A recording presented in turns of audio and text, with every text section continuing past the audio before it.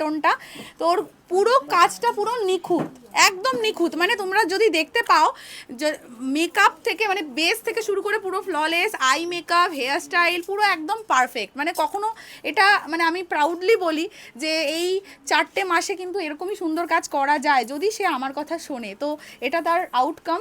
Sorry, আমি একটু emotional হয়ে গেছিলাম ম্যামের কথা শুনে। আজকে যে রেসপন্সটা আমি পেয়েছি এটা আমার কাছে অনেক, কারণ যাকে আমি ফোনে দেখতাম এত একটা সেলিব্রিটি মেকআপ আর্টিস্ট, ঠিক আছে, মানে ফোনে দেখতাম, তার কাছে এসে যে শেখা এই জিনিসটা আমি তার থেকে পাবো। আর ম্যাম হাতে ধরে ধরে এত ভালোভাবে দেখানো শেখানো, ওর মানে ওটা ওটা হয় না, ওটা এমনি ব্লেসিংস না থাকলে না ভগবান এগুলো হয় না। তো আমি ব্লেসড, আমি আগে সেমিফাইনালেও বলেছিলাম যে আমি ব্লেসড যে আপনাকে পেয়েছি, আর আমি এখনও বলবো আমি ব্লেসড যে আপনাকে পেয়েছিলাম বলে আমি এই আউটকামটা নিয়ে আসতে পেরেছি। তুমি স্যাটিসফাইড? প্রচণ্ড। আজকে শুনে নিলে, ঠিক আছে। একটু আগে বলছিল ম্যাম কেমন হয়েছে আপনি একটু বলে দিন, আমি বললাম যে যা বলবো আমি ক্যামেরার সামনে বলবো। তো খুব ভালো হয়েছে। ওর লুক যদি ভালো লেগে থাকে নাম্বার 5 দিয়ে ভোট করতে ভুলো না, সিরিয়াসলি খুব পারফেক্ট কাজ।